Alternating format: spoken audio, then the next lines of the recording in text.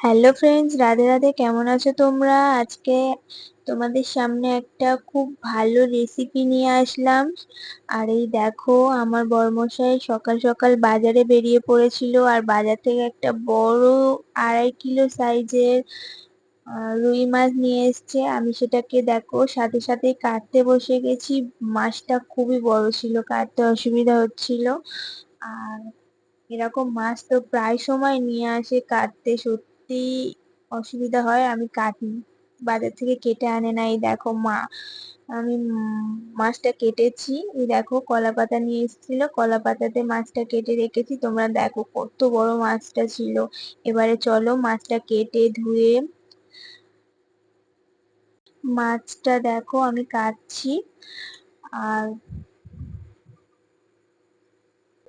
মাছের রেসিপিটা তোমাদেরকে শেয়ার করছি, ঠিক আছে? তোমরা কিন্তু দেখবে, পুরো ভিডিওটা স্কিপ করবে না। আর আমার চ্যানেলে যদি নতুন হয়ে থাকো, প্লিজ সাবস্ক্রাইব করে দেবে। আর আর ভালো লাগলে লাইক করে দেবে, শেয়ার করে দেবে, ঠিক আছে? আর কমেন্ট করে জানাবে কেমন লেগেছে। আর আমি রান্নার রেসিপিটা তোমাদেরকে আজকে শেয়ার করছি, তোমরা ভালোভাবে পুরো ভিডিওটা দেখবে। আর এই দেখো মাছের সাইজ গুলো করছি, দেখো বেশ বড় বড়ই রেখেছি।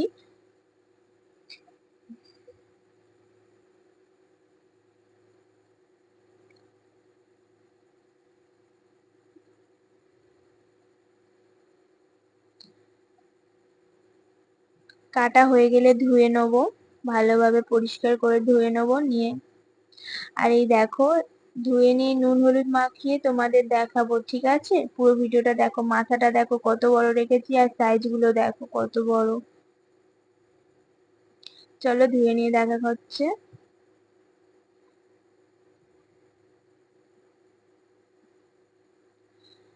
এই দেখো, আমাদের ঘাটে যাচ্ছি, মানে পুকুরে যাচ্ছি, যেখানে আমি আমার সমস্ত কাজ সারি।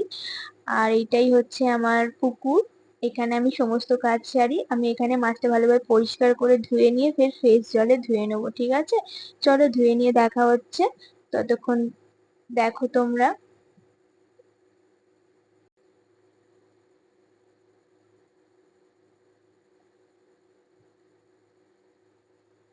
এই দেখো, ফ্রেশ জলে ধুয়ে নিয়েছি ফের, আমার ধোয়া কমপ্লিট হয়ে গেছে। এবারে মাছটাকে আমি নুন হলুদ ভালোভাবে মাখাবো। এই দেখো, বসে পড়েছি নুন হলুদ মাখাতে। আর আমার বর মানে প্রচুর আমাকে হেল্প করে দেয়, জানো, ভিডিও করা, এই মাছ ধোয়া কাটায় প্রচুর হেল্প করে দেয়।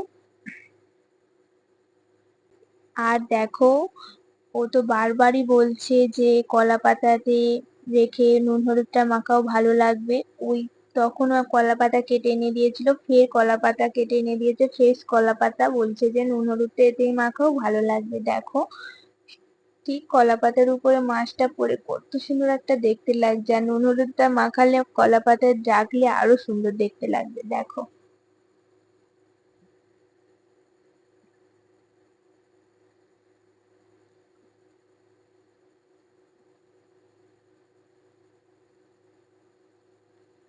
আর এই দেখো, কলা পাতায় রেখে মাছটা কেমন লাগছে তোমরা কিন্তু কমেন্ট করে জানাবে, ঠিক আছে?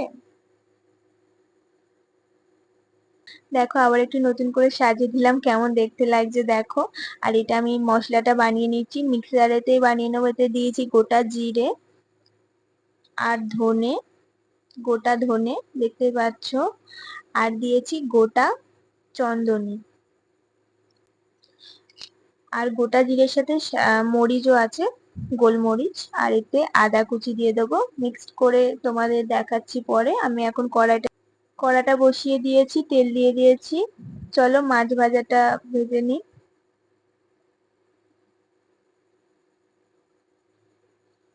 হ্যাঁ, মাছটা ভাজলাম, তোমাদের দেখানো হলো না, কিছু মনে করো না। এই দেখো, মাছটা ভেজে তুলে নিয়েছি। এবারে এটা ডাঁটা দিয়ে, মানে সজনা ডাঁটা, আলু, কচু, এইসব দিয়েই বানাবো। তোমরা দেখো, জাস্ট ঘরোয়া পদ্ধতিতে কত সুন্দর একটা, মানে পেট ঠান্ডা করা একটা তরকারি হবে। আর এই দেখো, ডাঁটাটা ভেজে তুলে নিয়েছি, এতে এবার কচুটা দিয়ে দেবো। কচুটা ভালো করে ভেজে নেব। কচুটা ভালো ভালো করে ভেজে নিয়ে তুলে নেবো। আর জানো তো আমাকে উনুনেই রান্না করতে হয়, তাই কেউ কিছু মনে করো না। কচুটার উপরে আলুটা দিয়ে দিলাম, লঙ্কা দিয়ে দিলাম, দিয়ে ভালোভাবে ভেজে নেবো, মানে কষিয়ে নেবো।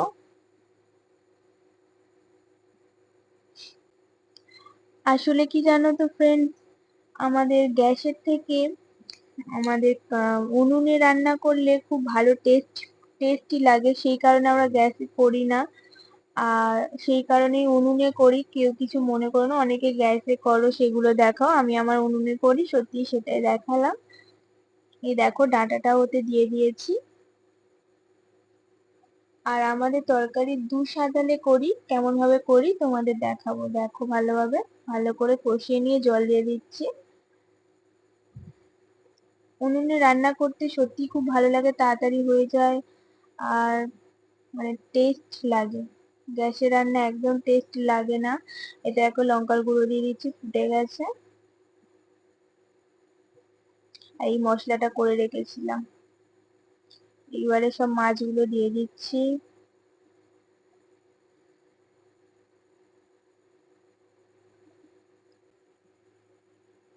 এবারে সাঁতাল দেবো, তেল দিয়ে দিয়েছি কড়াই, পাঁচ ফোড়ন দিয়ে দিলাম।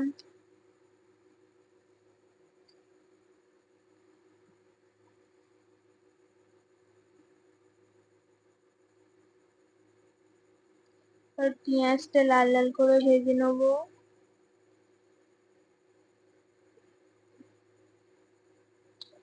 পেঁয়াজটা একটু নাড়াচাড়া করে টমেটোটা দিয়ে দেবো।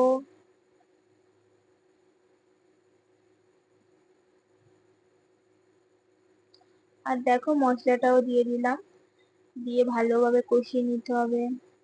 তারপর তরকারিটা দিতে হবে, বানিয়ে রাখা তরকারিটা ওতে দিয়ে দিতে হবে।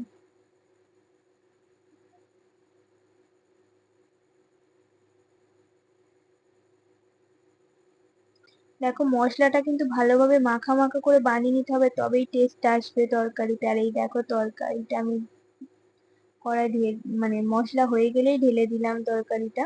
ঠিক আছে, এই আমার ফাইনালি তরকারি রেডি করে দেখালাম তোমাদের।